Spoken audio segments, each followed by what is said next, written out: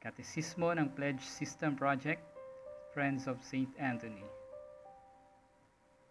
Ang aral ng pagmamahal ang pangunahing nilalayo ng Diyos na dapat matutunan ng tao.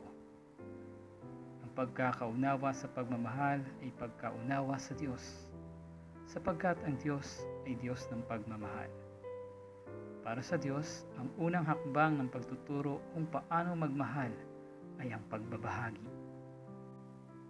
Ito marahil ang dahilan kung bakit doon sa aklat ng Levitico chapter 27 verse 30 ay isiniadya na kailangang ibalik ng tao sa kanya ang 10% na ibinigay niya sa kanila.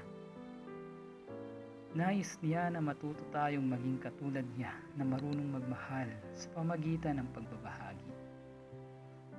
Ngunit sa paglipas ng panahon, dahan-dahan ay nalimutan ng tao ang katuroang ito at ang nanaig ay ang sari-sariling katwiran ng tao sa pagsasabuhay ng pananampalataya.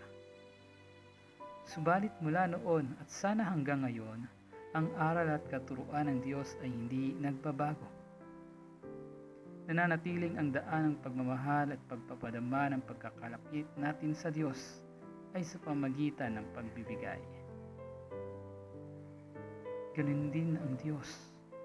Hindi lamang sinabi niyang mahal niya tayo, kundi pinatunayan niya ito sa pamagitan ng pagbibigay niya ng kanyang bugtong na anak, ang ating Panginoong Hesukristo.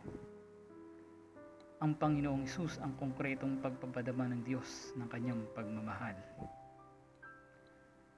Sa ganitong pananaw at malalim na pagninilay, ang ating parokya po ay naglunsad ng programang Pledge System Project.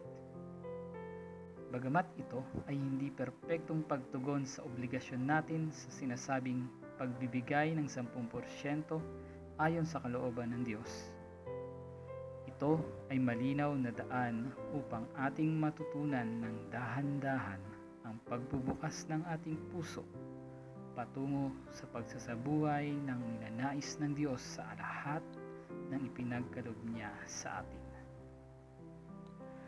Magsisimula tayo ng dahan-dahan sa pamagitan ng ating buwan ng paglalaan ng makakaya nating halaga na maibabahagi para sa kapakanan ng iba.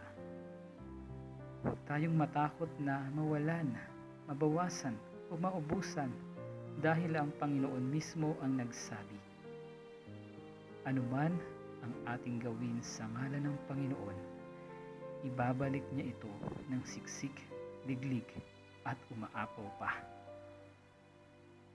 Higit pang biyaya at pagpapala ang tatamuhin ng mga mananampalatayang nagiging tapat sa Kanya. Kapag naging buhay na natin ang pagbibigay, hindi na ito magiging mahirap para sa atin. Sa ngayon, sasanayin muna natin ang ating sarili sa pamamagitan ng Pledge System Project. Practice makes perfect.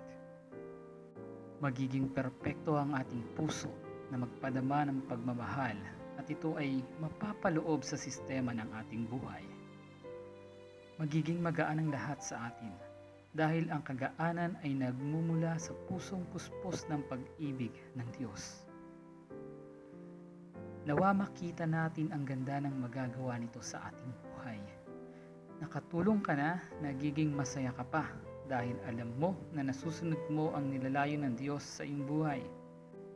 Ang lahat ay ibibigay ng Diyos sa atin kung uunahin nating hanapin ang Kanyang kaharian, lalo't higit sa pamagitan ng pagbubukas ng ating puso sa pagbibigay.